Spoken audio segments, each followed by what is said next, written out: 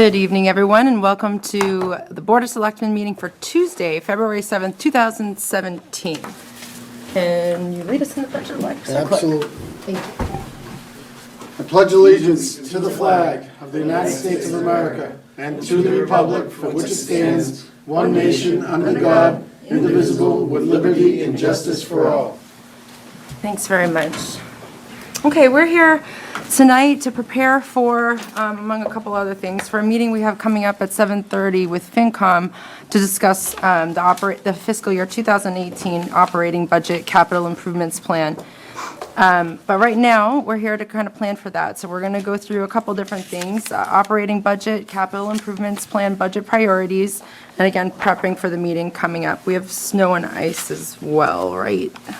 Snow and ice. Right, and one other matter that comes up under your budget priorities, if you wish, that there's, we've been discussing over the last number of months, grant application under the FEMA SAFER program, SAFER meaning, chief. Staffing for adequate fire emergency response, and as it happens, there's a deadline of this Friday, 10th of February, for submission of that grant. So, so during the discussion, I know one of the things that we wanted to talk about was the additional staffing that the fire chief has requested for a paramedic program, which is offset by receipts, but to help fund those additional positions, we also would have the ability, if we can submit the grant application by this Friday, to try to offset that with federal funds, and the amount that's being requested is almost $900,000. So it might be worth policy vote on authorizing the chief to submit that grant. I look forward to that discussion later on this afternoon, Chief. Tonight. This evening. This evening. All right, so those are our three topics. We have a quorum, but we are missing two selectmen. We do expect them, so the weather, I'm sure, is just delaying them, as well as our Bonnie Holston, our finance and administration, why am I not thinking of that word right now? Our finance director. And budget. Budget, thank you, director, who is going to help us get through the operating and capital budget priority conversation. So what's it make sense to do right now in the meantime? We can do the snow and ice, and then Yes. maybe start a discussion with the chief. Yeah, Yep. sounds You good. know? All right, Snow and ice. yeah, let's do. On snow and How ice, appropriate, snow and ice. there's a procedural vote, which under the new law, under the Municipal Modernization Act, now only requires the Board of Selectmen's approval, not yours and the Finance Committee's. But as you know, we budget for 200,000, hey, there she is, we just made it. Timing. $200,000 in the operating budget, and the ability to raise another $450,000 on the next year's tax rate. Total of $650,000 is what we spend on snow and ice. As of this writing, as of when you got this paperwork, we stood at $229,000. We're over that number now. We might have passed 250 sometime this afternoon. So we'd like to have a procedural vote, as we typically get this time of year, to authorize spending in excess of the $200,000 budget, mindful that we have made allowances for another $450,000. And anything we appropriate that doesn't get used goes back in. Yes, indeed. Anything that is not spent out of that $450,000 would be available at a fall town meeting for one-time capital expenses. Very good. With another 8 to 12 coming on Thursday, what they're saying. It is, yeah. Let's give the Appropriate highway funding. department the money to keep our streets clean. I'd agree. Move that the Board of Selectmen vote pursuant to Mass General Law, Chapter 44, subsection 31D, to approve incurring expenses in excess of the available appropriation for snow and ice removal for fiscal year 2017. Second. It's been moved and seconded. All those in favor say aye. Aye. Very good. All right, shall we start at the beginning? and go back to first topic, operating and capital budget priorities. Hello, Bonnie. Is there a fiscal overview you want to give? And Sure. what would you like as a prop up? Why On don't the we start with screen. the operating one? And Okay. I don't think we have, I'm going to just do the level staffing deficit maybe. I don't know if we have that. If not. Yes, yep. So what page is that in our packet? Is it the new update? Yes. Okay.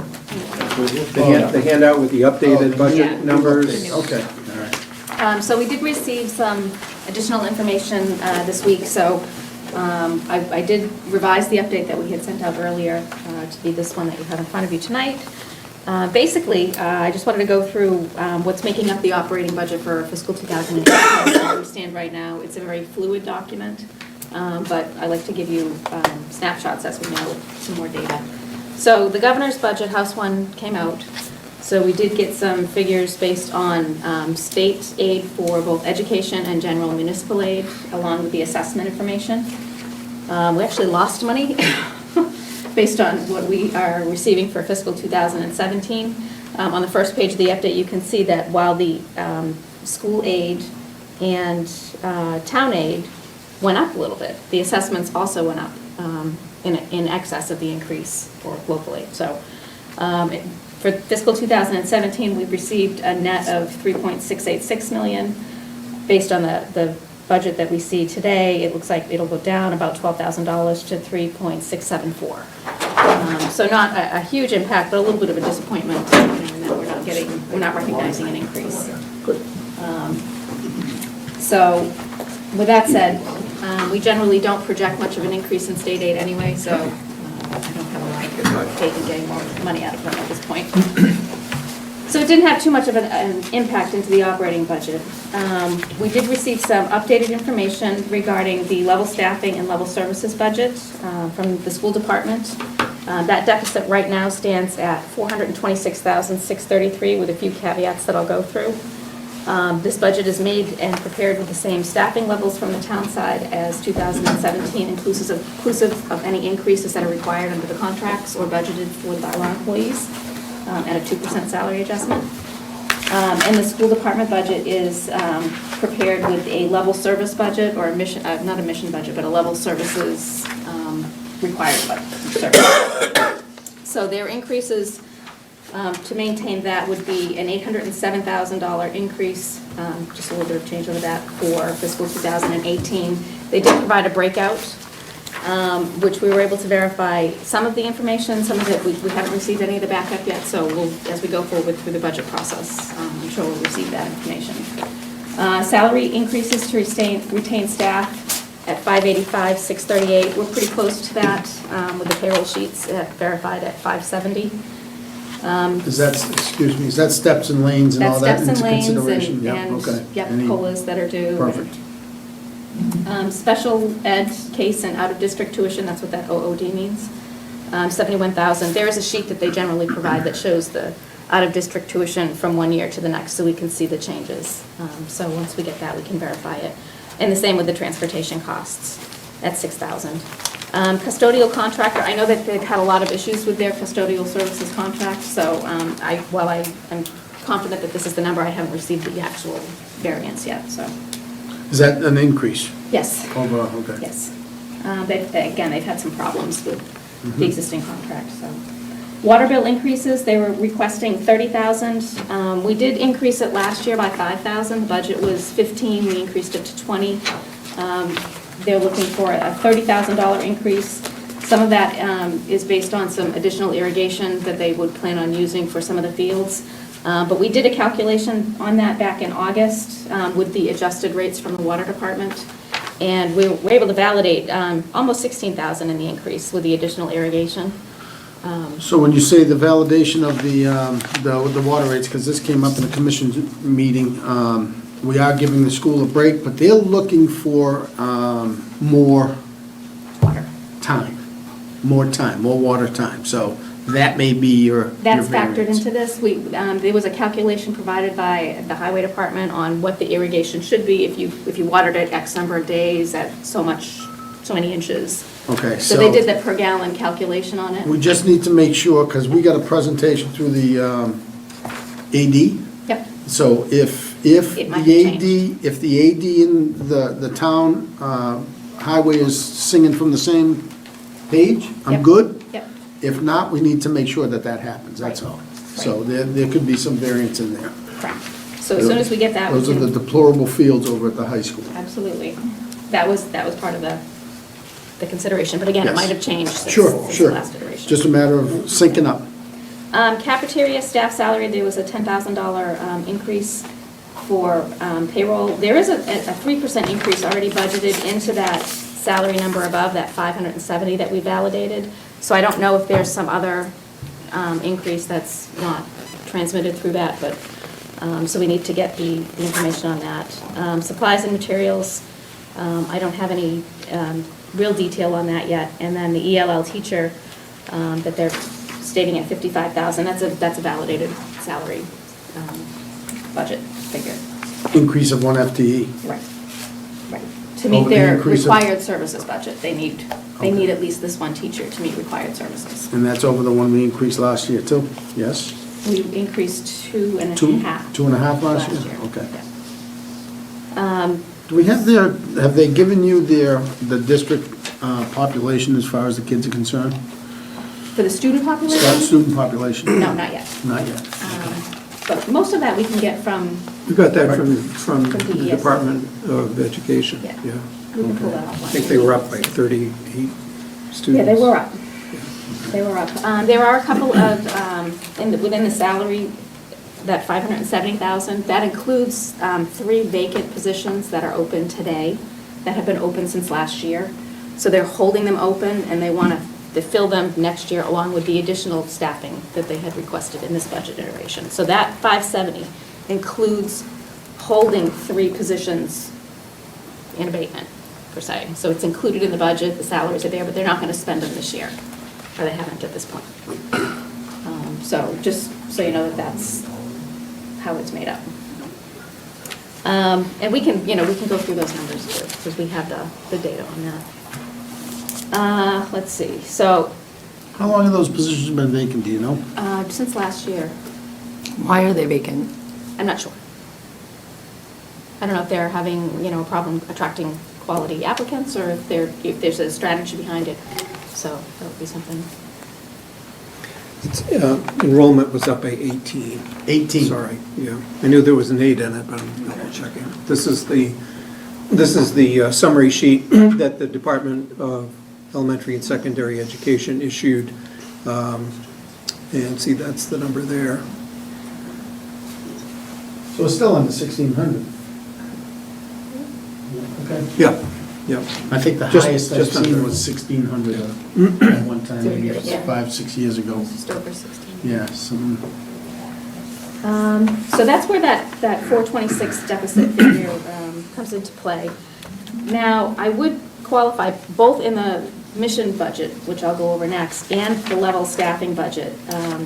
There is an outlier that we're waiting to see what will happen with, in that we're dealing with plan design changes. We're trying to start that process of negotiating that. If we're successful, we could, save some additional funds, maybe 200 to 250 within the operating budget that could be used to mitigate that deficit that we're looking at now. so But it that's hasn't part been of your open realized. enrollment process? It kind of coincides with that. It's not part of it necessarily, but it coincides with it. It would be that, recall that just a couple of months ago, we went through an expedited procedure for the retiree group health by getting all the unions to agree, so that the premium for the, Prescriptions? for the Retirees. premium for the retirees would go up by just, by Just under 6. rather than closer to 12. 12. We're planning on doing the same thing for the employees, but take a more deliberate approach. Use the approach that does not require us to reach agreement with all the unions, but rather takes advantage of the change in the group health law that when we went through that procedure about 5 years ago, I think it was the first time we implemented it. It requires us to come up with a plan design, set of changes, calculate what the savings are, and then convene a public employee committee under that statute to decide how the year one savings should be apportioned. So the net result of that process, we hope, will allow us to see similar reduction in premium for employees, which we could then reflect in this budget. And that will take us maybe about, I hope, a month and a half or so. We'll know more progress in the month, and we'll have better. But by the time we're putting a budget, we have a first week of April deadline for the publication of the budget recommendations that go out in the town meeting report. Certainly by that time, we're hoping to be able to have that reflect a lower number that brings us into balance, so. The mission budget request still shows a deficit of about $1.5 million. This was the budget that was prepared at the request of the department heads or the boards at what they felt was best needed to serve their constituency. I did give you an itemized listing of the staffing increases requested for fiscal 2018 within that mission budget request. And I don't know if you want me to walk through them again, or if you're familiar with that. But what would be helpful is even showing a deficit now, if there are priorities that the board, wants to see, it would be helpful to kind of put them into priority order for you, or at least pick out one or two that would be something that the board would like to focus on if the resources become available. And then I can start at least working them in if they do. And FinCom specifically had asked if it would be helpful if we could come with some sort of priorities to the meeting coming up in terms of the positions being asked. So that might be a place we want to spend some time. Let's see. Just as a note too, on the fire one with the 6 paramedics, I know that the salary and the fringe is reflected there as an estimated impact. That is the 6-month impact, not the annual. We revised that from our last meeting. We did work through the timeline with the fire chief. The increase would be offset by an increase in the transfer from either the ambulance receipts account or if we get a grant, which we'll discuss at another time. But we can mitigate that within the operating budget for fiscal 2018. So if it's a priority and you're nervous about seeing that impact, I will rework the budget to show you that, including the offset from the ambulance So there's an receipts. offset receipt, so. To mitigate that So impact. that for the first 6 months, which would be in a fiscal 2018 budget, that the additional cost could be offset by the receipts. Correct. So it's a wash. It'll be a wash. Even without the grant. Correct. But if we get if we apply for and get a federal grant, it's even Then we can even reserve more our so. receipts. We Then can we're- retain that balance in case, there are other things that come up. We'll have that discussion very shortly. Let's see, so the other, items would be an increase to operating budget, so those are priorities, just letting you know also. I did put in the note, as I did last time, about applying any, available funds to excluded debt if you are interested in reducing the tax rate beyond what we've already budgeted for. We do have the tax rate stabilized with the money that we have in the debt exclusion stabilization account through the 2021 excluded debt level. So the amount that you reduced it for this current year is able to be maintained in the next 4, and by then we'll reach that level. So it is not going to be any spiking. We have it planned for. So you will, be able to continue to apply it and actually reduce the rate. So one question on that. Fortunately, I was in St. Lucia during that Saturday, enjoying my nice warm weather. And I know we talked about, or there was discussion about the 2.5 increase and talking about, putting the 2% towards operating, keeping that 0.5% for reducing debt. Was there any discussion at that Saturday meeting in regards to that? I think it might be more helpful in the capital plan to go through that, because part of that new growth that we took from last year, in my capital proposal, I moved it to capital so that it doesn't flow to the operating budget. Okay. Which allows you to, again, do that if you want to in the future. But even above and beyond that was the 2.5% that we go up every year, was, there was discussion that was previously discussed by then Selectman Avella in regards to, we go up 2.5% in our taxes every year, no matter what. taking, 2% of that and put it towards operating budget, and taking that 0.5% and put it directly towards bills, debt that's existing. I know, the discussion, I think, for me, if it's not a FY18 priority, I would love to see it in FY19 and they're moving forward. Totally agree. We didn't have a big discussion on that, and I missed that. By including the 576,000 in that capital, that new growth, you're Yeah. effectively doing that, because that would normally go into the levy and be used as part of the levy. Taking that is like taking 2% and Okay. budgeting Right. it towards capital, which you could put into reserves. Pay down debt, you could use it in the debt exclusion. It doesn't go to operating, so I'm telling you. I understand that, I guess, putting that towards capital is not paying down debt. Putting that to a reserve is not paying down debt. When I say paying down debt, literally, let's take a concerted effort to make, and that's how we save on our tax bills, We saw it with the 17 cents this year. If we can do that every year and get rid of some bills that we're charged every year on our property taxes, and, that's the discussion I want to have. Or move forward with, actually. Yep, we have that recommendation in the capital plan, so Okay. I'll go through that too. Let's see. Just as an aside too, if we wanted to, so we've got the excluded debt stabilized through 2021 at the 2021 rate, even though it's, would normally be higher now. We've kind of lowered this year's rate down to the 2021 level. So if you wanted to go and lower it a little bit more and go out to the 2022 level, saving people more money, it would cost you about $160,000 in appropriation. And again, you could affect that through capital and put it into the debt exclusion stabilization fund, and we would rework those numbers. But just to give you a figure that you could kind of hang your hat on. Other budgetary topics, we still haven't received the school user reserves. I know that they're working on that. They have a spreadsheet that we provided that they're working on filling out, which would incorporate the use of school choice, circuit breaker, other revolving funds, and how they plan on revising them for 17, and the proposal for fiscal 2018. So The is that- 17 figures have changed because they received more in circuit breaker funds for fiscal 16 than they had anticipated, so that must be spent in 17, so it would allow them to reduce the use of school choice funds and reserve those. And there were other changes that were made with the additional 52,000 that was appropriated this fall. That allowed them to reduce the use of their school choice funds that they originally proposed. So we need some revised. Where's all that extra money go? It just eliminates the use of other reserve funds that they were. Okay, but they're still, so they're building up their kitties is what they're doing. They're building their reserves. Let's see.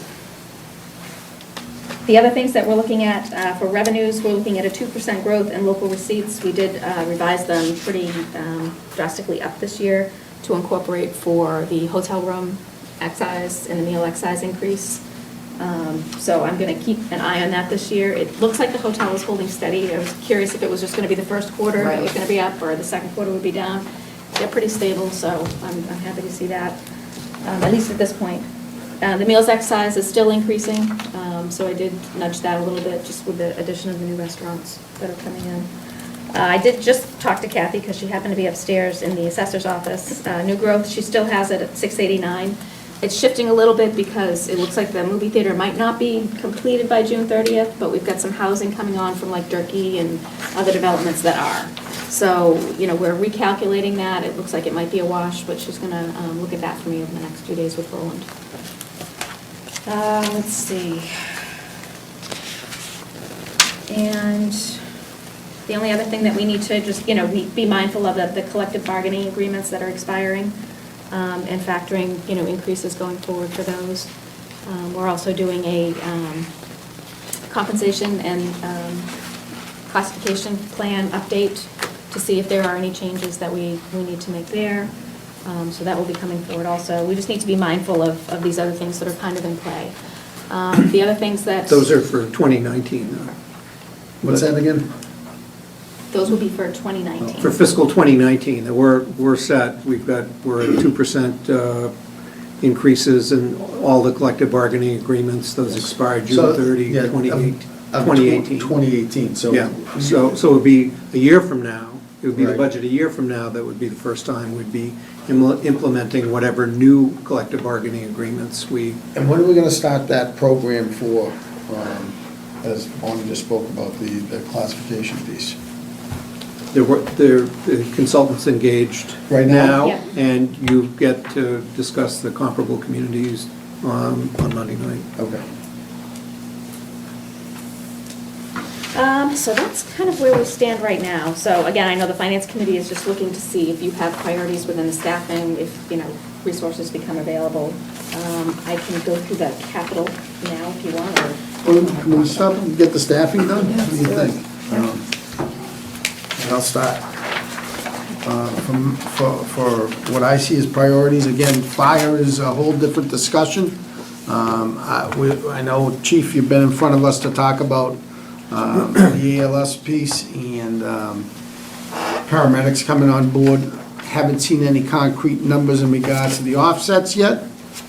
So I'd be real curious to see that prior to making the decision as to whether or not that's gonna be a priority and moving forward as to what the offsets are gonna be, the actual cost, and the grant.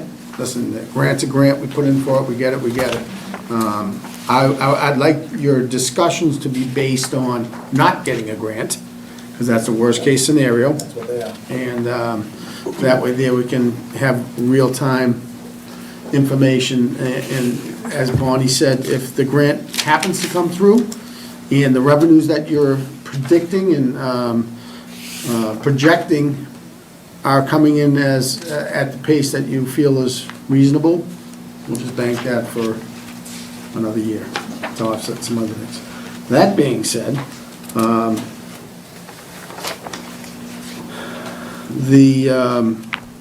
think, a hot topic in town has been Elder and Human Services, and that would probably be my number one priority. I think that highway, we talk about the, I don't know if it was a strategic plan, what BU did, came in 2 years ago when they did that study? At least, yeah. At least 2 years ago, told us how short-staffed our highway department is and has been for many, many years, so I would absolutely take that, for me personally, as number two. And then I would put fire as number three, and I'm only going three. Those are my top three. Mr. Carr? Yes. On the Council on Aging or Elder and Human Yeah. Services, are both of them the priority, or is there one, or? They need both. They need both, Just absolutely. better.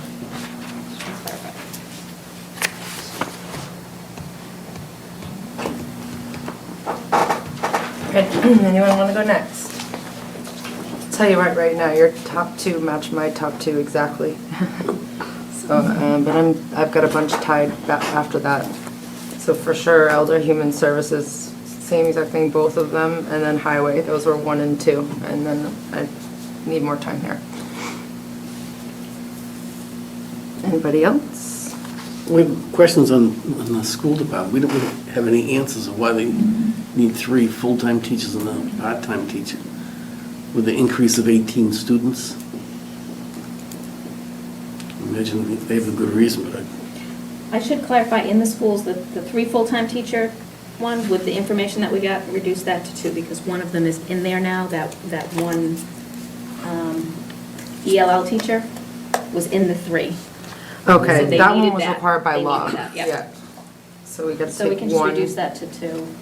Does the dollar amount change? Yeah, it'll change, because I'll have to reduce it by 55, so it'll be 110. So you're gonna break that ELL Minus out? 55. Yeah. What does the fringe change to, do you know? It'll go, it's 46%, so.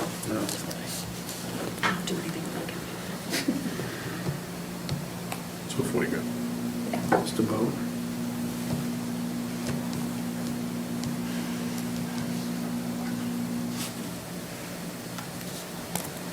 5,600.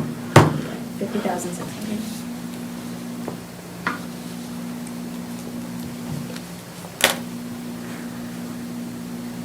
Okay. Other thoughts, questions? Question to Chief King, how many offices do you currently have? 18. 18, and wasn't that the talk that we were gonna go for? Didn't you mention years past that if you had 18, that would, No, we were shooting for 19 last year, and you gave me one more. FinCom approved me for 2, and you approved 1. We were supposed to come back and talk about the 19th of September, and it was supposed to carry on into this budget cycle. how has the recent staffing changes affected that?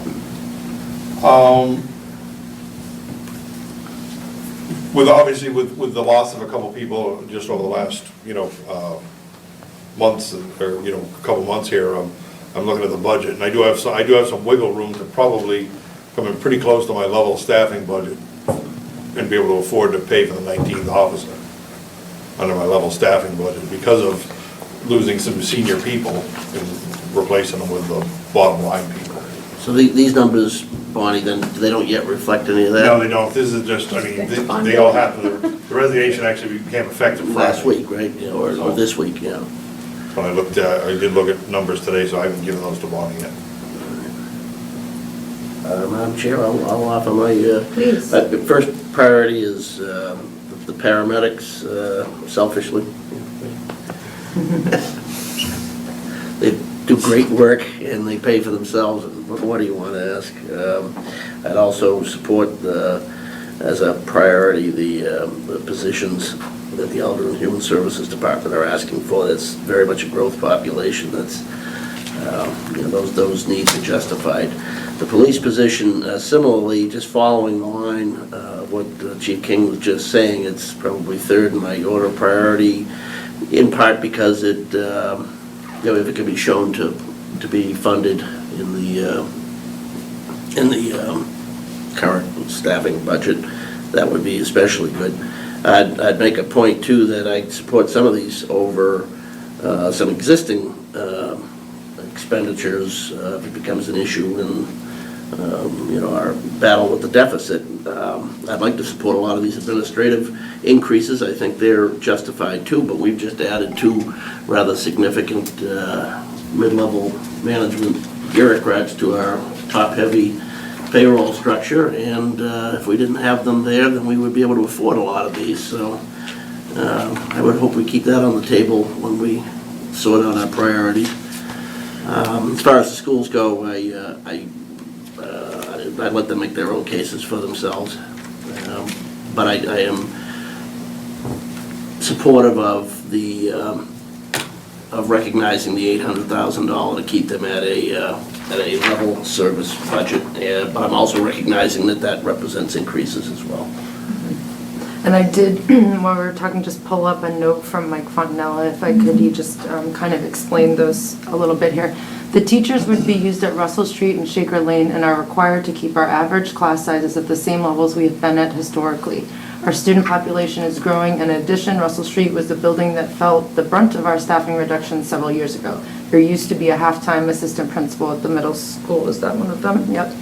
But that position was eliminated due to budget crunch. And that's kind of the way. Did he say it's a part-time assistant?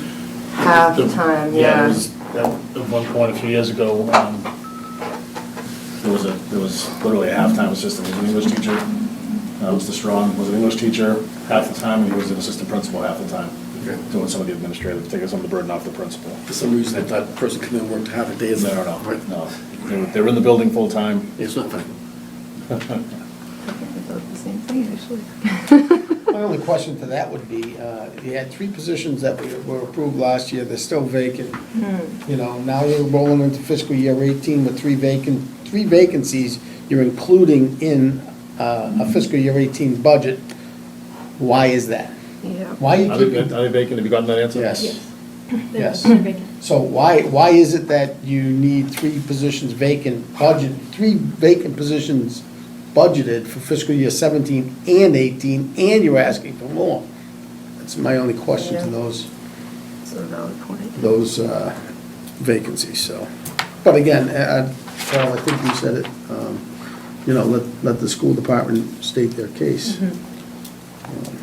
But that's the only question I would have for them. Fair point, yeah. My preference would be almost like Jim's, my number one would be Elder Human Services, the highway.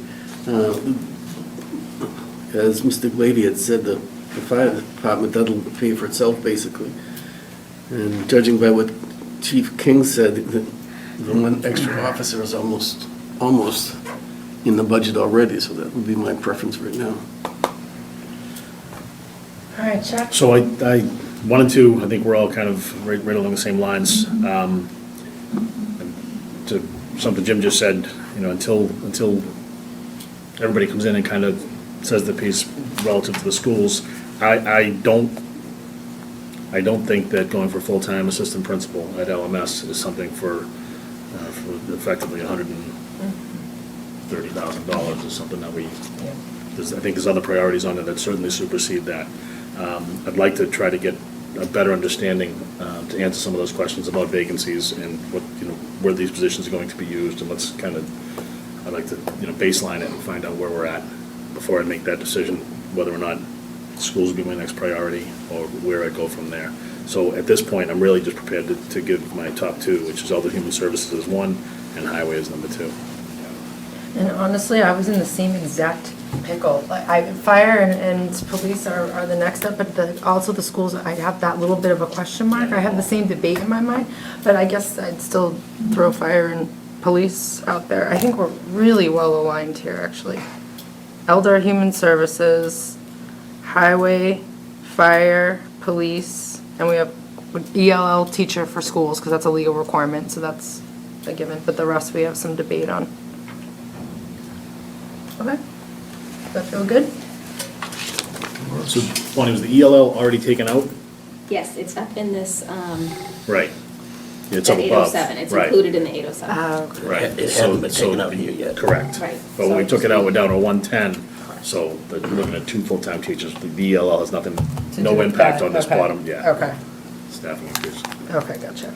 But again, you know, my question of the 3 vacancies carried. Yeah, well, I'd like to have those answers as well. Yeah, and I think that, you know, because I have kind of 1 and 2 were kind of jumped right out, and I'm kind of, I could be swayed where we would put that third priority, if we even spend on a third priority. But And school committee is planning on joining us when FinCom comes? I see my joint understanding. meeting. The joint meeting with So we all can 3 boards. Hopefully get some answers there.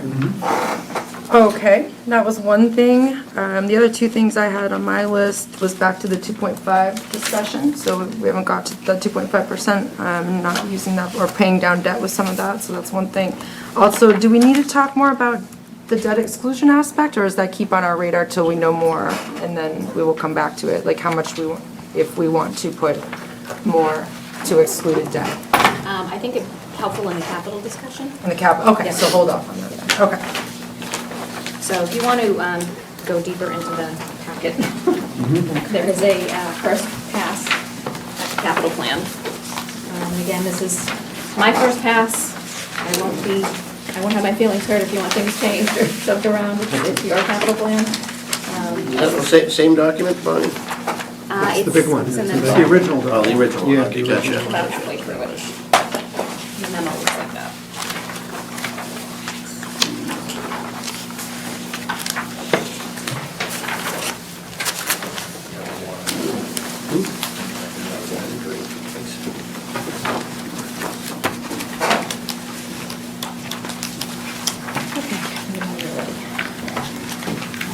You mean the 2.749720? There you go. Check it out.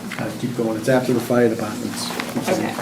So for the fiscal 2018 capital plan, we have about 3.7 million in request compared to this money in 2017. So for 17, we appropriated 2.7, just over 2.7 million on capital plan or one-time expenditures inside the levy limit. So no debt exclusions, no capital exclusions, all inside the levy. The town also authorized some borrowing inside the levy for $9.836 million for the completion of the fire station and alumni field renovations. Of the $3.7 million in a request for 18, the information that we have today can support a plan that would be $2.749 million. So there's about $1 million in gap between the requests and what we can fund, assuming that everything is a priority. So any additional debt that's authorized inside the levy limit generally comes out of this pool for capital. We fund it that way. So we've already looked at the capital plan as it incorporates for alumni and fire station debt in the next few years, so everything is included in here. What makes up the 2.7 that we have available? Well, we have about $1.1 million coming from undesignated fund balance, which is our general amount that we do every year. There are other funds that are requested between LCTV and Clean Lakes for specific projects that they have separate funding for, so it's incorporated in here, but it doesn't impact the levy. And then we have what's accumulated inside the levy from retired debt and other sources. So that is just over 1.3 million. So the total would be 2.7 that's available. So in looking at this, we need to figure out, what the priorities are and what you want to bring forward for the May 2017 town meetings, both the special or the annual. If you authorize capital in the special, it can be expended immediately. If you authorize it in the annual, it's ready for July 1st. So getting your priorities is going to be important in figuring out how to balance all of this out. So in my draft, I'll just kind of walk through. My draft spending plan incorporates the full 2.7 million that's available. Doesn't mean we spend the full 2.7, but I'm giving you a draft that uses all of it. For the police department, I recommended funding, let me back up to community preservation funds. It looks like in the request, if they are priorities, there are 2 items that might qualify for CPC funds. I've incorporated them into the spending plan here, but if they're available for CPC, it would reduce the amount that we would need to spend. And it looks like 300 King Street, it's $30,000 for recreation, to do some street landscaping and seating improvements for the area. There's no seating there currently. And then there's the Long Lake bathhouse and concessions rebuild at $300,000 from Park and Rec. The facility is at the end of its life. And remind me, how much funds do we have in CPC? Like how much available do The we have? recreation budget? Yeah. The bucket? There's 200,000 that's allocated specifically for recreation, Okay. active recreation. But you could use funds from the undesignated account also on recreation or open space or any other CPC use. And I'll bring updated balance for that. We're actually going through that now. But there is specifically 200,000 just for active recreation. Has the committee From HCA's. reviewed any of these or heard them yet? Not yet. Have been transmitted to them. But The 200K is from HCA's? yes. So in the first draft, we have the police department first at $165,580 for the following items. Patrol vehicles at $117,000. It's for 2 cruiser replacements. The public safety radio maintenance at $11,580. That is a well-spent investment. It covers over $1 million in infrastructure, so just one claim takes care of it. Police vehicle maintenance, $7,000, primarily for tire replacement for the fleet. And the canine vehicle replacement at $30,000 to replace the canine patrol vehicle. Why does that need to be replaced? Is something wrong with it? It's getting over 100,000 miles, and it's been towed in 3 times now with the dog in the back on top of the flatbed. It's getting into its useful life. It was a hand-me-down to start with. You use that kind of a utility vehicle too, don't you, or is that another vehicle? No, they're all the Ford Explorers. Okay. All right, I guess I got confused with the different. Did you say the dog was at the end of its useful life? You can go all the way to transport it. Yeah, so with that, I got a question. I know Chief, previously you said Let's you see the were, show off, huh?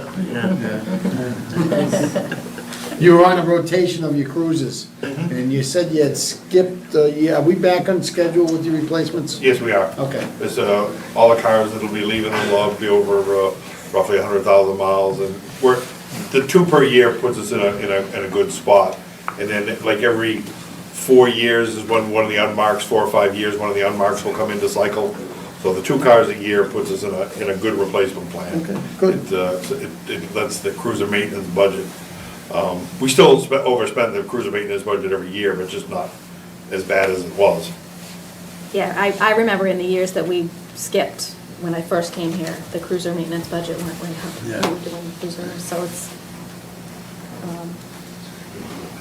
and we used to lease the vehicles, and we don't do that anymore either, because it's not worth it. It's not really a lease, you're just financing it over 3 years and you're paying more. Fire department, I have 162,000 drafted here. The first is major equipment and repair, 25,000. That's an increase over this year's amount. I think you had 15 this year. Correct. But I think it's because the apparatus is aging. Protective clothing replacement, this is a annual program to replace the turnout gear, $12,000, rather than replacing it all at once and having it all expire at once. An engine 4 refurbishment at $125,000 to refurbish a 2007 vehicle that's at half-life.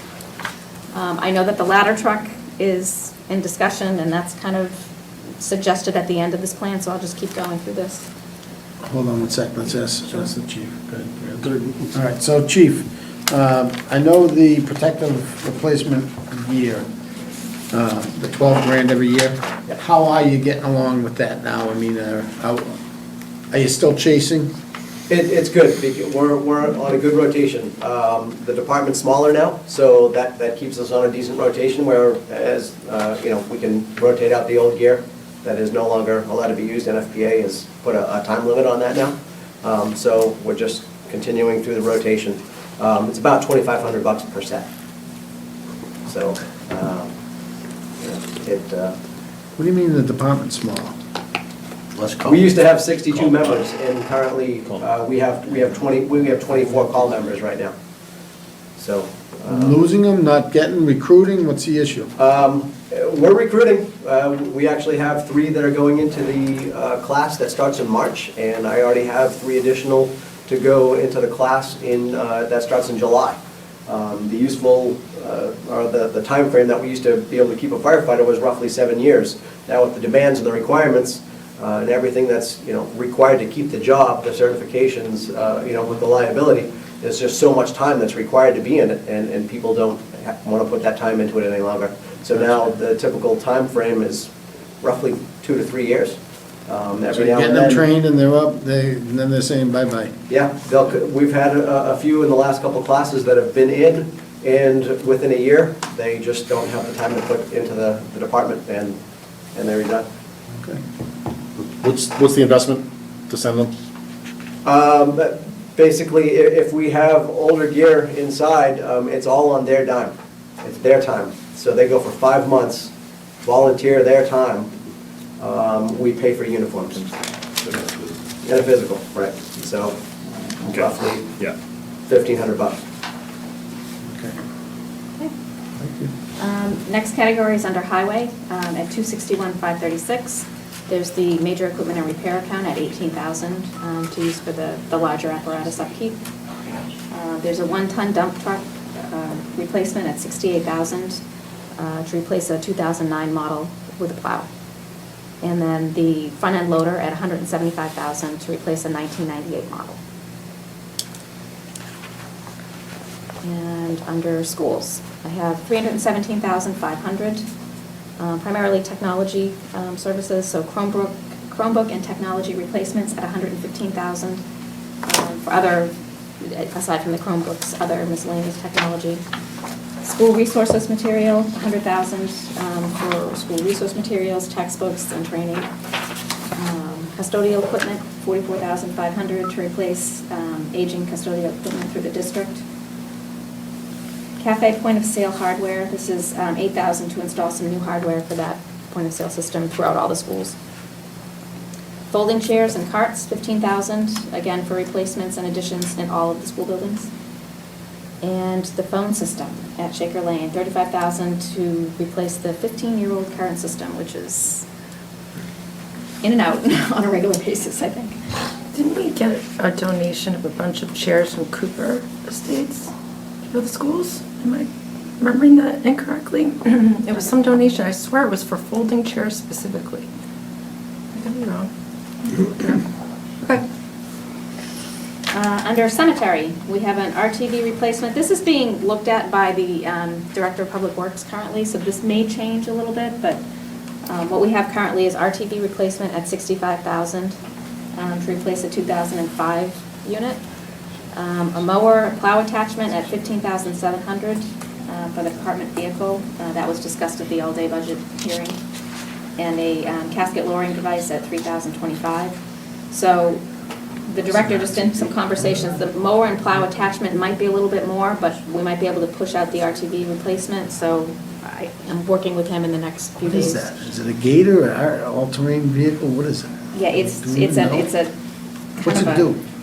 It plows Okay. in between the little roadways, but he said that the truck is more efficient. Like a Can-Am or... Yeah. He thinks that the truck is more efficient, and so that he's looking at that equipment and talking with the superintendent. We have a new superintendent too, right? Right, they're both working together, so. So that may change, so just, I'm gonna put a little asterisk next to that. Library, there's furnishing replacements. This is an annual program they usually do. It's about $5,000, I think it was $5,000 this year. They're looking at $7,500 to replace worn and damaged furnishings. The library director did say that anything that's purchased could go to a new facility if that's, what happens going forward. Let me take that point. Under recreation, this is the $55,000 request. Some of this may qualify for CPC, as I mentioned before, but it is funded in this version here. So 300 King Street, $30,000 for the seating and landscaping. They're also looking for a 12-passenger van at $25,000 to replace the existing one. They do share the use of this vehicle with the school department. There's a high demand for it. It's used a lot, so it's getting more. And the sharing with the schools, is that kind of a tough thing because they both need it and scheduling? They work it out through an MOU. I think it's worked out pretty well for both of them. I think Alicia was. So they would continue to share it? Yeah, They would it okay. would be available when Park and Rec doesn't need it. She's very good about cooperating. Facilities, infrastructure, and other. So the facility study recommendations this year are $299,000. Where's that come from? We haven't met. That was the information that was transmitted from Steve Moore from the working group. Okay. So, yeah. So Are this is a those little lower. detailed somewhere that we could take a look at? Yeah, it was provided in the budget books that we gave you. Okay, so it is in there somewhere? It hasn't All right, changed. fine. It's in there. It's, there are some school projects and some town ones too, so. Recreation, major equipment and repairs, this is the annual to address any major facility needs like Fay Park, the beach, any facility that we would need to maintain regardless of programming. Financial software, this one's mine. We need to make a change in our integrated financial software. We're looking at Munis, which is on our state bid program. We're at the end of the life for our 10-year purchase that we did, 10 years ago. The software that Does we're using everyone around now- us mostly use Munis? Yeah, Munis is a really good product. Their most recent update has, if you go to Town of Brookline's site, you can drill down into the budget. So it's more like that open checkbook type of thing. It's really pretty slick. But it does a lot of the things that we're being mandated to do for HR that our current system can't accommodate. So it provides a lot more transparency. It has a lot more of controls over POs and expenditure, authority. And it deals with the HR stuff that we're really lacking now and that we have to. Have we talked to the schools at all? They're all excited. Okay. Yeah, we're doing this with the schools. We're actually going to visit North Reading in the next few weeks and look at the product live there. So will this, in the end, make for a better integration between yours books and the schools as well? Absolutely. Absolutely, good. Absolutely. You will be able to, once we structure it, we have to figure out how we want to structure it, but you could drill down into, from a school perspective, Shaker Lane salaries, Shaker Lane utilities, or you could do total school utilities, or total school salaries, or, town accountant salaries, or, So it's an operating yeah. Norm, later on, neither side will have to ask each other for information, it'll all be there, available to both, right? Terrific, good. Isn't that true for income and expense? Absolutely.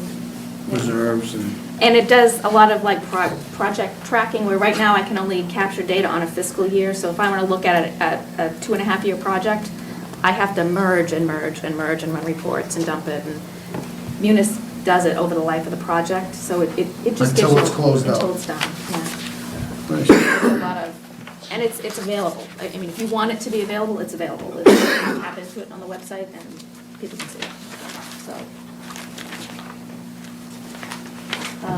Let's see. And again, this would cover all of the financial offices and the school, so. The Long Lake Bathhouse concessions rebuild, that's $300,000 that I had referenced earlier, may be available through, CPC funds. Fire station community room, this is $44,000, but it's coming from LCTV funds, and that's just to do the broadcast media equipment to make that public room function as this one does. Sorry, in the temporary space for this one? Remind me. No, this is for the permanent. Oh, for the permanent, oh, Yeah. okay. Yep. We'd set aside some money this year as well to go towards this. Yes, this will finish it up. They had $14,000 put aside this year. They were going to do 14, 14, and 14, but now that the station is under construction, they're just going to deal with it right away. Meeting room 103, they're looking to expend $21,600 for some HD camera upgrades. Everybody in With HD. cheesecloth focus. Yeah. Again, that would come from the playground. Have to. So, can I just interrupt you for a second? Do the Chief, lighting. are you involved in this? Are you letting them know what? Yes.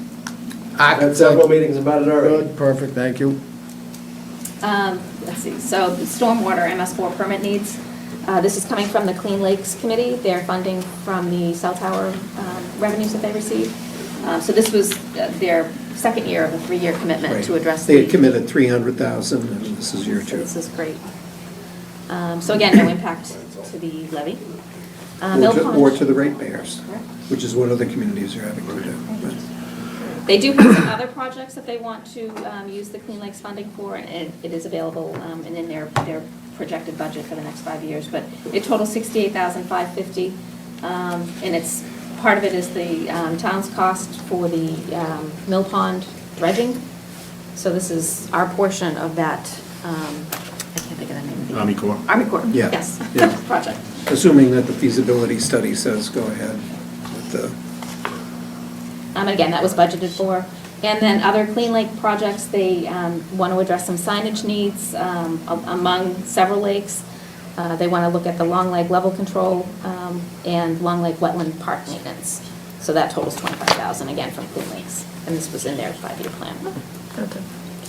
In the master plan, we're looking at $35,000 to be expended by the planning board for any needs associated with implementation of the hopefully adopted master plan.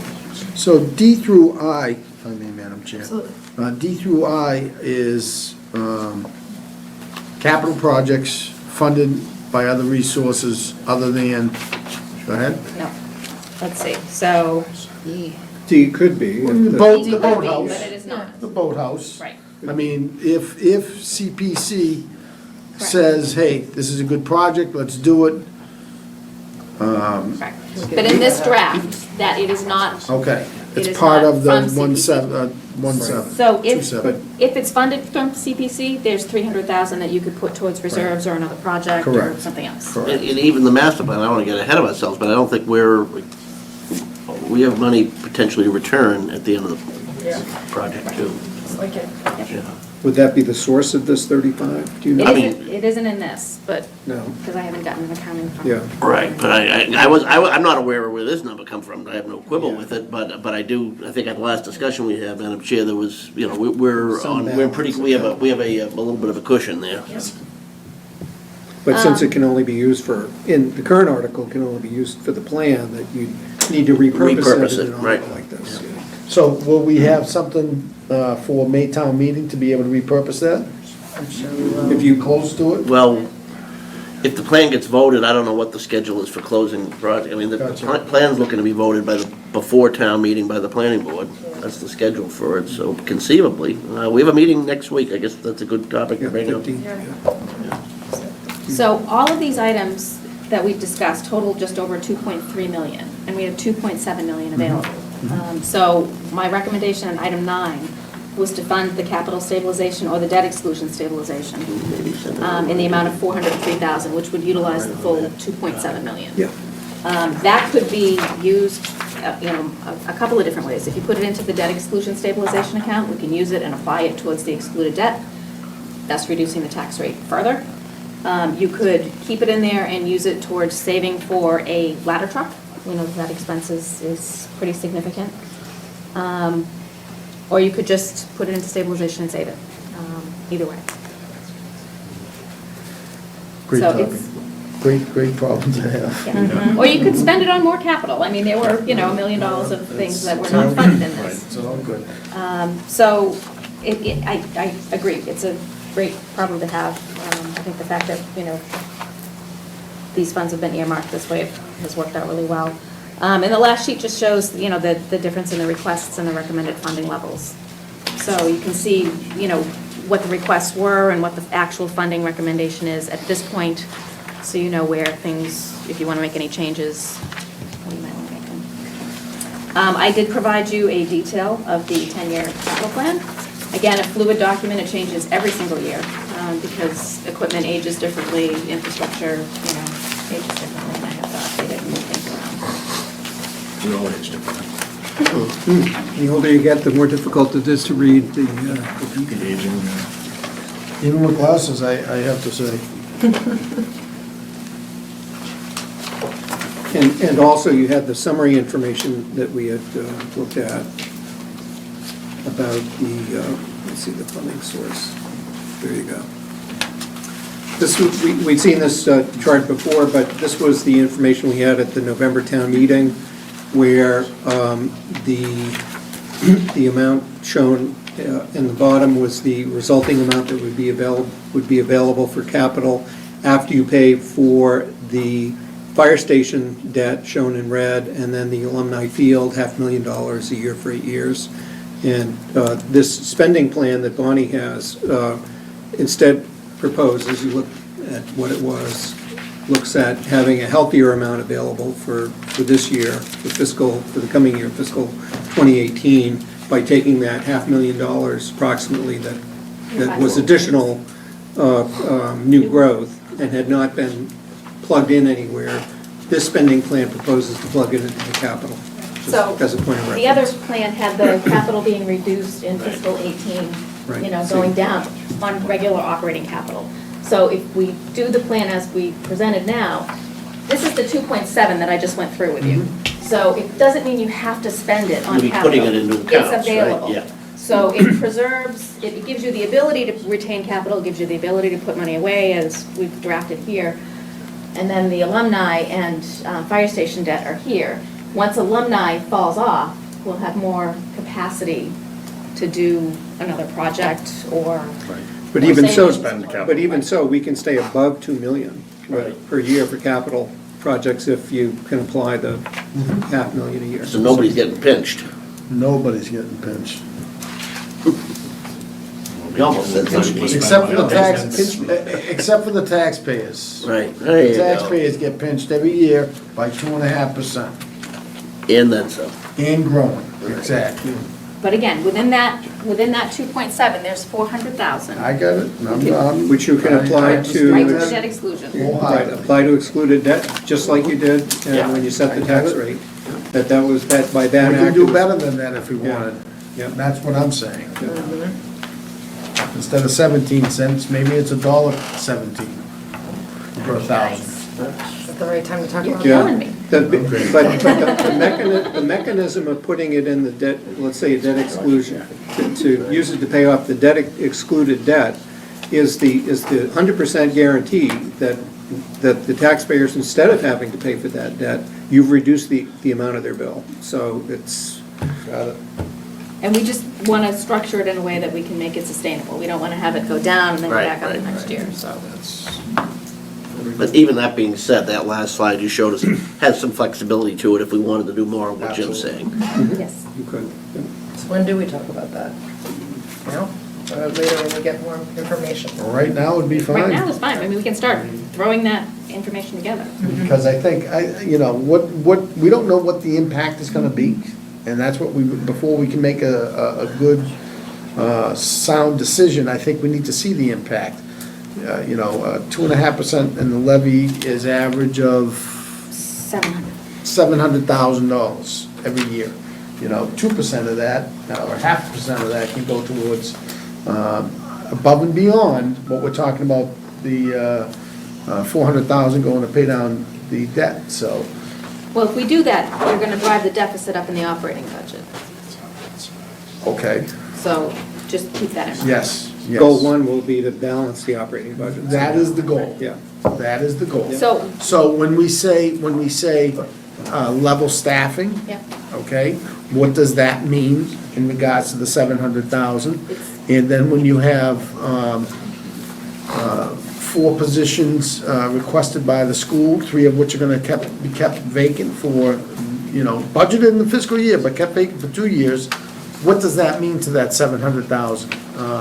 And then, the decisions, as Mr. Glavy said, we have some, high-paying positions that were, recently added to the town side. What's the impact on that moving forward? So, that's incorporated into the level staffing budget. gotcha. What we can do is come back at the next meeting with a plan to use some of the 400 or some of the available funding to reduce the excluded debt level down by another year, which would lower it further than what we showed you the last time for this fiscal year. Yeah, And just kind of- so that would be nice, but also take, 0.5%, and what would that be, impact, i.e. increase in the deficit? What does that mean? What's that dollar amount, is I guess what I'm looking for. And, how can we make that up? And, we're talking a $400,000, deficit, right now, what's the number? 4. Yeah, 426. 426, if we add that number to it as a community, can we go into Maytown meeting with a balanced budget and save the taxpayers some money? That's the challenge. Let us come up with a draft for you Sure. for the next meeting. Sure. And if I have it's, some ideas, but- and if it's not doable for FY18, then let's talk about FY19 and start the process even earlier. And, engage all the stakeholders to say, hey, the priority of the board is to help out the taxpayers, so. I mean, one way to do it is that I think a key would be to establish what's the dollar amount that we're shooting Exactly. for to reduce. Exactly. And then there are a That's number of gonna be- strategies that we I can can- do I can to meet do that that, a couple including of pumping more. But even to get there, to- it helps to know Yeah. what do little percentages equal in real dollars. Yeah. I will get them in. We can set those, Yeah. we can set that framework. Well, then we have, at least we have something in front of us Yeah. to say, Yeah. hey, this is what it means. To talk about it, we don't know what that means at this That's point. easy, I can. Because So- you could be setting financial goals in terms of what is the ultimate impact on how it reduces what the tax bill would have been otherwise. Yes. And you could choose to reduce it by even more. And ultimately, the residents are gonna decide. Yeah. Right. Yes, all relations. Yeah. So now, do we need to make a motion on this item? Yeah, I can do that for you if you want. I mean, as far as the capital, does anybody have any issues with the way she laid it out? I don't. No. I would just put the caveat that the cemetery will be revised. Cemetery and actually the 300,000 for the Well, like boathouse. bathhouse. Yeah, the bathhouse. So I'll move that the Board of Selectmen to establish the following priorities for fiscal year 2018 operating budget and capital budget recommendations. To prioritize staff increases requested in FY18. 3 major priorities, or the 2 major priorities being Elder and Human Services Outreach Coordinator and 1 19.5-hour driver, and Highway, 1 laborer and increased business admin 37 to 40 hours. As far as fire, the board has said that it's a priority, it's a net zero. Anything else? The police. At least it's essentially the same, Police, if it's a net zero. Yes? Yeah, I mean, it's a priority with me anyway, and I'm Okay. thankful that it's a net zero, or thereabouts. I mean, Go ahead. I think that there's still some work to be done on figuring out whether we're there yet, whether we're ready. yeah, we don't have any numbers on No, it no, yet. no. Yeah, so I don't know if we need to be making a motion on this as Right, much as a exactly. discussion point Okay. for the next meeting, yeah. For. For the meeting we're about to have with these All guys. right. I mean, I'd be comfortable setting priorities as far as elder and human services and highway, Okay. and just leaving the other ones out there. If you guys I are have no comfortable problem with that. That's fine. So I think we're all in agreement, and there's a consensus there, right? Yeah. And then have more discussion in regards to fire, police, schools. We can always add. As long as priorities, it right? doesn't be interpreted that they're lesser a priority, it's just that there are questions out there on the Sure. financing schemes. Correct. So maybe on the next budget. Just quickly, a point of clarification, Jim. Your net zero, is that in year one for the paramedic program? Well, that's Or is yet to that be in this discussed, Fred. First full year? That's a good, great point. We haven't really discussed it at this point. Okay. Right. And so we're gonna get into that. I think that's why we're just gonna give you. Yeah, no, the that's two. fine, but that, Right. it's different whether it's net zero, Absolutely. the first budget, or the first full year. It's a very different scenario. Gotcha. Okay, thank you. And to recommend the capital budget as explained by Bonnie, with the exception of cemetery, the possibility of the RTV being modified, and the possibility of the bathhouse being funded by CPC. Second. So moving and second, all those in favor say aye. Aye. Thank you. Thank you.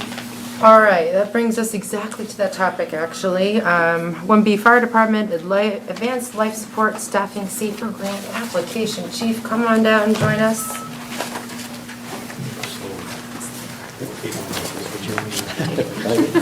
How we doing?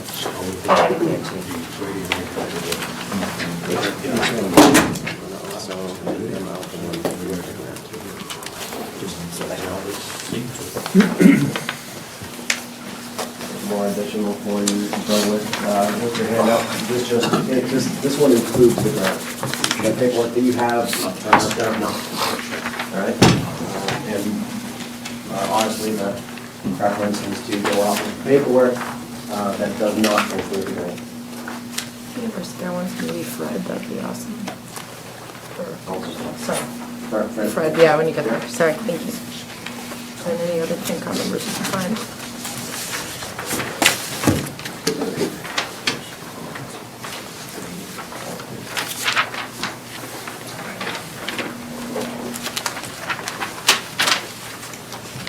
All right, so you have a grant application deadline coming up this Friday, I believe. That's correct. All right, talk to us a little bit about it. So the grant, the Safer grant goes out, it's federal funding. The first 2 years, it funds 75% of the 6, including benefits. And on year 3, it pays for 35%. So that declining, including the 35% of benefits.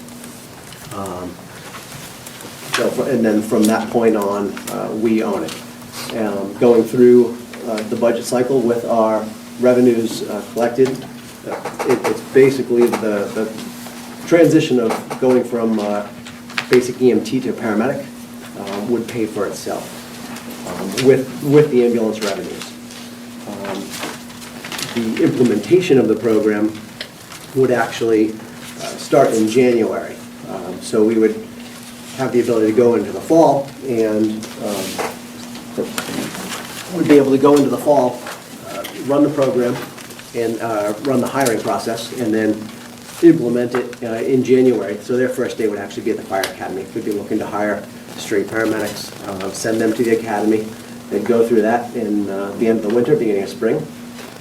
We would look to implement all of our, add the ALS equipment to the ambulances, get the preceptorship done between us and the hospital, get our affiliations done, and, get our licensure. All the groundwork. to- Get everything done, right, and that, we would start in July if this was approved, and then the bulk of that then would continue on after January. And then on July 1 of fiscal 19, or July 1 of 18, we would start the paramedic service. That would be our own private billing company. Roughly the first quarter would be, there would be a flux in the first quarter because it's going to take a little bit of time to actually start collecting the revenue. We would have the service, you'd be sending out your bills, and then, so basically the second quarter would be an accurate revenue source. But this grant, basically, it talks about, in the paperwork that you have, you can see the offsets. Right now, we would be able to do that with the current offsets that we have in our ambulance revenues. That would fund them, being the first half year. And then in July, once they start, the revenues would increase with the paramedic program and pay for the medics moving forward. Can I just ask a question real quick, Madam Chair? So you're saying the first 6 months, July of 18 through June of 18, which is fiscal year 18, the latter second half of fiscal year 18, you're gonna fund this through existing receipts coming in? Correct. Okay, so what are you doing with those receipts as of today? They go into the ambulance account, into the Okay. the There's ambulance an revenue. accumulated balance All right. that has been growing a little bit every year, that has not been spent. Okay. So we currently transfer $300,000 annually to offset the fire department budget. Yep. We would increase that transfer, because it's available, by the amount to pay the salaries and benefits for those employees for the 6 months. And then there would be an additional increase in fiscal 19, this is without the grant. There'd be an additional increase in 19 to deal with that first quarter lag time on billing and receipts coming in. And it's the hope that after fiscal 19, in fiscal 20, then the receipts would equal the expenditures on that. First quarter being fiscal year July 1 through September? Correct, because Okay. at that point, you're collecting the, like, March through Yep. June revenues, which would be at a BLS level. Okay. So you're providing the ALS service starting July 1st. You're not really going to recognize that revenue until October 1st. Okay. How low would the fund balance likely get? Probably to zero. Right? If we did not get the grant, we would exhaust it, but we wouldn't absorb that full impact into the operating budget. We would manage that impact. And by the time we exhaust it, and we've looked at it a couple of times, we should be bringing in the revenue to replace it. Well, not only to get solvent, but to start replenishing the Not- balance again? I don't think No? we're going to replenish. Because that wasn't planned, it's just No. kind of, it's there accidentally or Yes. whatever? Yes. Okay. One of the other things that does not, or we have not played into this at all, is up and coming, is community medicine. So if we have a paramedic service, the community medicine aspect of this is something that, it's a program that has the potential to grow into it, and it's basically house calls instead of transports. So that would. But your plan's not predicated on that? No, absolutely not. So it's just an additional potential revenue source coming down the line. This is something that's occurring across the country as we speak. So that, after that first 6 months, you're hoping that that balance will be, carry you through the first quarter of fiscal year 19. So then, as Selectman Glavy said, the object is not to build that account, but just to pay for the service. So, I know, Scott, in previous discussions, you talked about possibly of making money. You just don't know that. You're just projecting out to pay for the service at this point. Correct. And your calls, based on historical calls right now and all the data you have in-house and not taking into account the house call, like you say, or Right. the new medical down there. So there is a possibility in future years that we could actually realize some funds to build up that account again. The potential may Perfect exist. world. Right, currently, we're averaging between 100 and 150 calls increase a year over the last 4 years. It's been rising steadily. Realizing that we have additional facilities coming into town, Emerson Hospital Urgent Care Facility, as well as a midwife birthing center, there is the potential of increased run volume from that facility alone, comparing surrounding communities that have urgent care facilities. So it's, And if it wasn't a perfect world and you didn't make revenue and weren't able to replenish the funds, it sounds like that's relatively low risk, because they're there just, they were extra. They're not there to be used for some purpose. So either way, it's either really good or low. You want to make sure that the rates you charge are more than enough to cover your costs. Yeah, or that's else- the or bottom else line. you I mean, just And lose money quickly. Lose money. The revenue projections were done by Coastal, using the actual calls that they've had to show what the increase would be if we were collecting full ALS. So they were based on some real data by some professionals that know how to, analyze the call volume.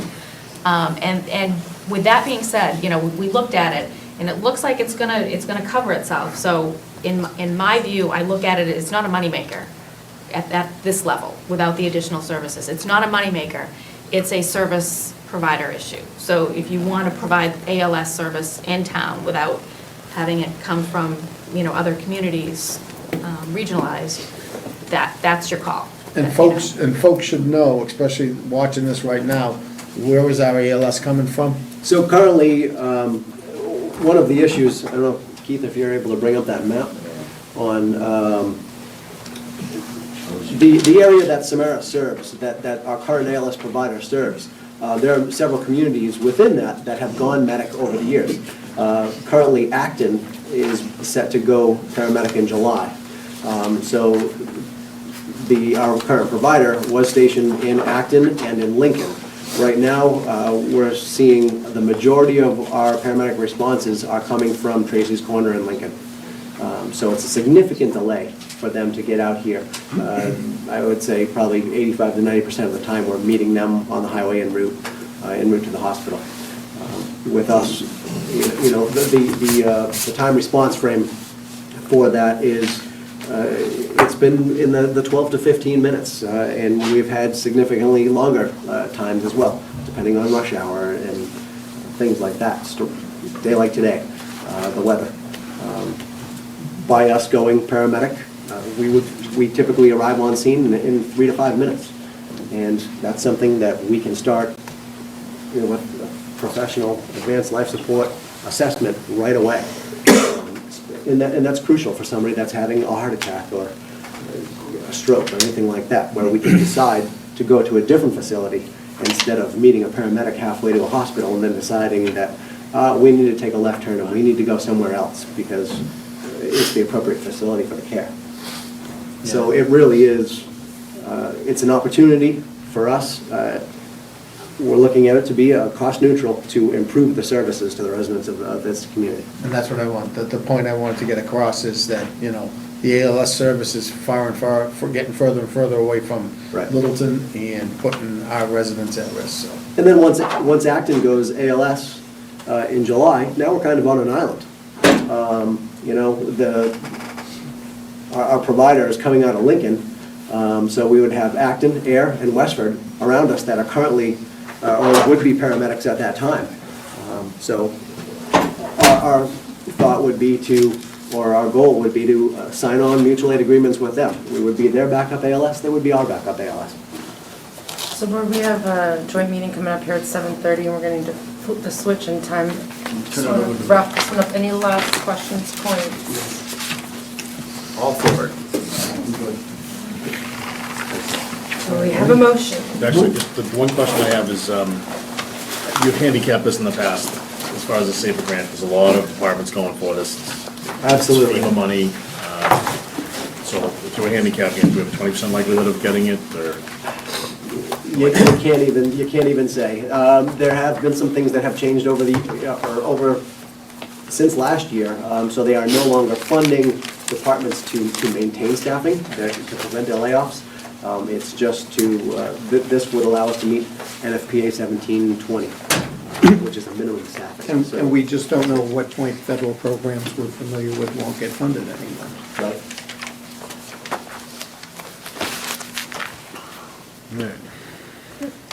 But if you don't ask, you don't get. Move that the Board of Selectmen vote to authorize submission of a grant application of Federal Emergency Management Administration for $899,133 for Littleton Fire Department. To hire 6 full-time firefighters/paramedics for the period of 3 years under staffing for adequate fire emergency response safer program. Second. It's been moved and seconded. All those in favor say aye. Aye. All right. Do we adjourn? No, we don't. Do we? We're open. Thank you. We'll stay. Okay. I know gotta flip the LCTV switch. wants us to flip the switch so that they can have the next meeting Introduce the stand FinCom. as a. Well, shouldn't they, Yes. this is their night, shouldn't they occupy the table? Right. No, we're gonna sit near the door. We thought we'd sit near the